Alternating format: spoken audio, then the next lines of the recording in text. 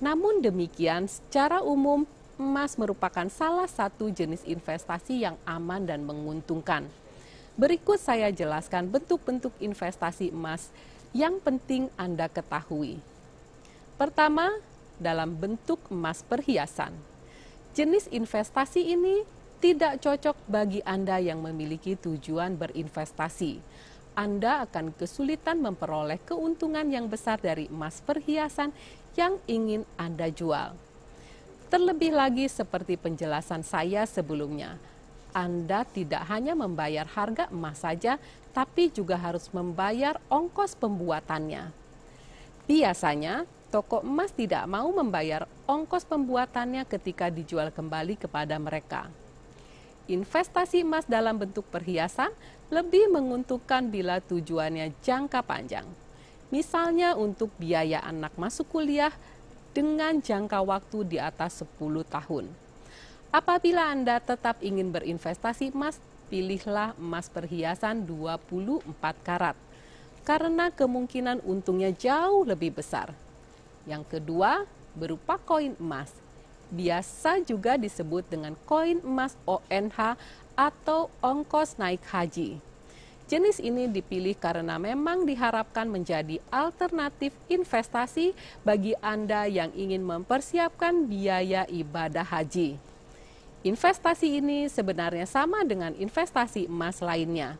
Harga emas yang terjadi tetap mengikuti harga mata uang asing, seperti dolar Amerika Serikat, sehingga aman terhadap inflasi. Sementara itu, koin emas ONH ini dapat dibeli dan dijual kembali di cabang-cabang PT Pegadaian di seluruh Indonesia, di toko emas dan unit pengelolaan dan pemurnian logam mulia PT Aneka Tambang Tbk. Untuk ukurannya biasanya tersedia mulai dari berat 1 gram, 5 gram, dan 10 gram.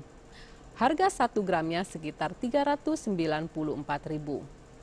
Ketika berupa emas batangan, jenis investasi emas inilah yang sering disarankan karena lebih aman dan baik. Sifat emas batangan lebih mudah dijual kembali dibandingkan dengan emas perhiasan. Keuntungannya bagi investor yaitu ketika membeli emas batangan, Anda tak perlu membayar ongkos pembuatan. Artinya, Anda tak akan mengalami kerugian ketika menjual emas batangan. Dan keempat, berupa kontrak emas berjangka. Dengan bantuan teknologi, emas bisa diperjualbelikan sebagai komoditas di perdagangan berjangka atau future trading, margin trading. Artinya membeli emas dengan pembayaran harga yang disepakati secara tunai, sedang penyerahan barangnya ditangguhkan kemudian pada waktu yang dijanjikan oleh penjual dan disetujui pembeli pada waktu jatuh tempo. Dalam masa kontrak, pembeli dapat memperjualbelikan emas tersebut dan berkesempatan mendapatkan keuntungan. Tetapi bila Anda gegabah, bisa jadi harga turun dan tidak ada yang membeli emas Anda, sehingga Anda mengalami kerugian yang cukup besar. Investasi jenis ini beresiko tinggi. Kelima, berupa sertifikat emas. Investasi emas tak selalu dalam bentuk fisik, bisa juga berbentuk sertifikat emas. Ini adalah selembar kertas yang menjadi bukti kepemilikan atas emas yang tersimpan pada bank di suatu negara. Pemilik sertifikat ini hanya memegang satu lembar kertas saja yang nantinya hanya dapat diuangkan pada bank terkait. Bisa dikatakan sertifikat emas ini adalah alternatif investasi yang sangat menguntungkan dan aman. Karena Anda tidak perlu mengeluarkan biaya penyimpanan emas.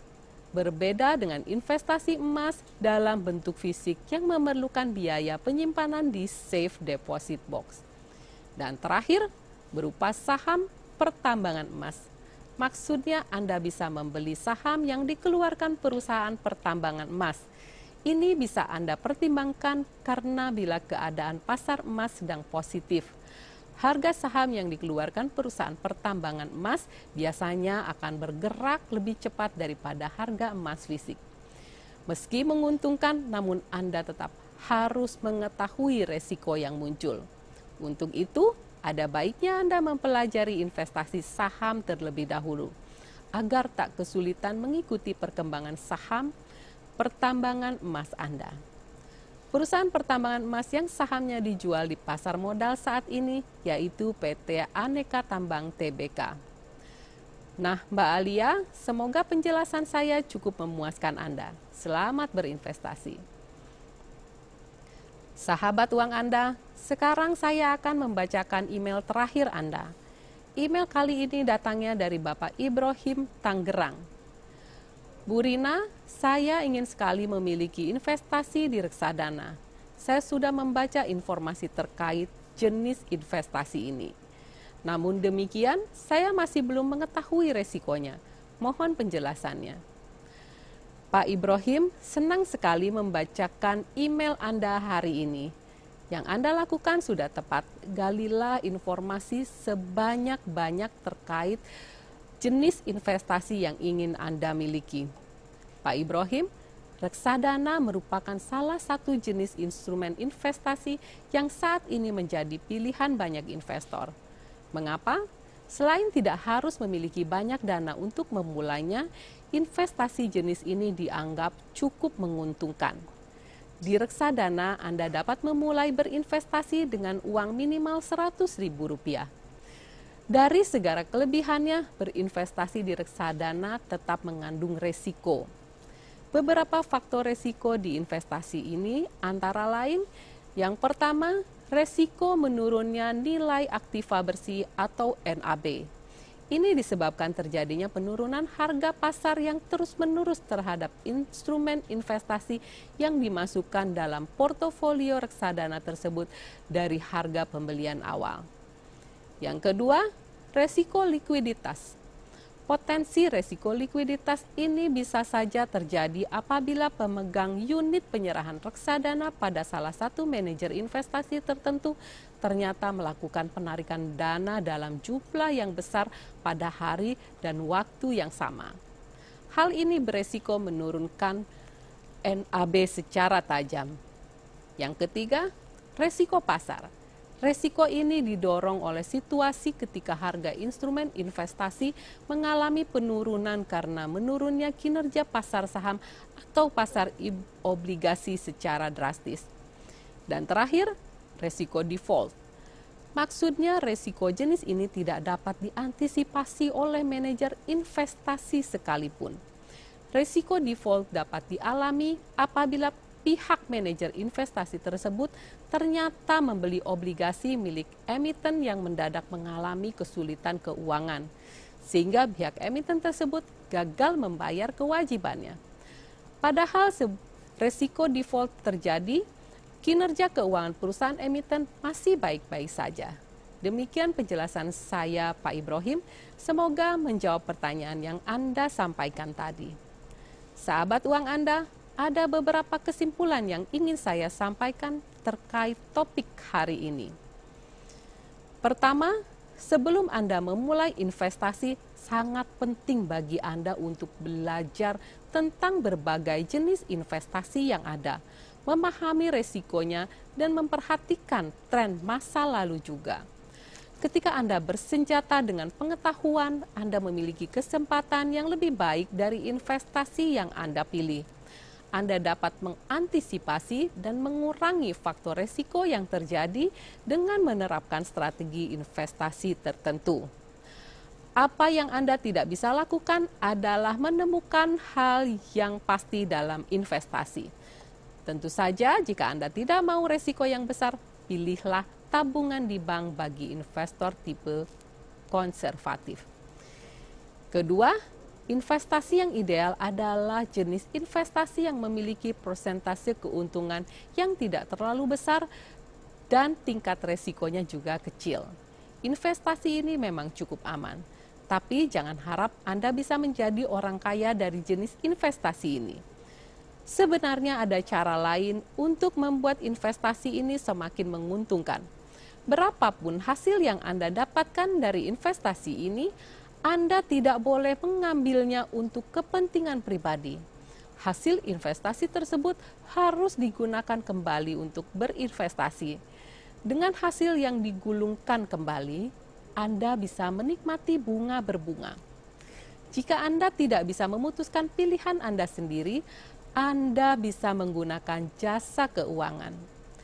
Terakhir, untuk berinvestasi secara aman, lakukan strategi diversifikasi. Di sini Anda tidak berfokus hanya pada satu produk investasi saja.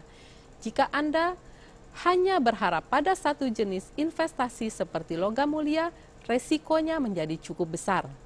Anda bisa mengembangkan modal untuk beberapa jenis investasi. Namun sekali lagi, tidak semua investasi menguntungkan. Untuk mengurangi tingkat resiko, berkonsultasilah dengan Anda jasa keuangan. Sahabat uang Anda, demikianlah uang Anda episode kali ini.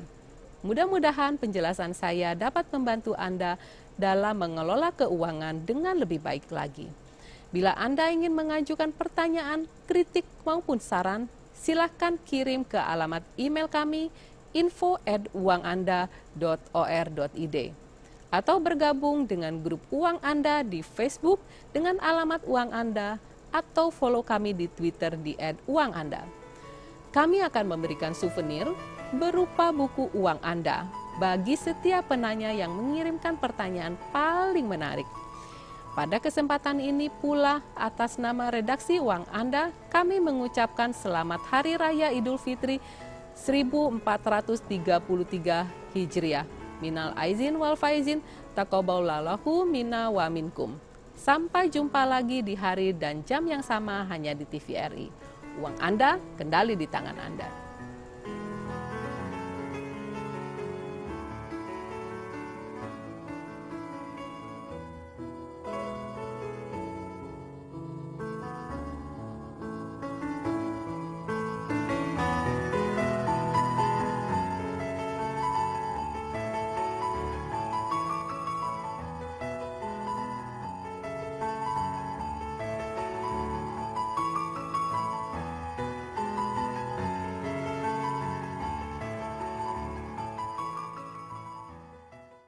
Acara ini dipersembahkan oleh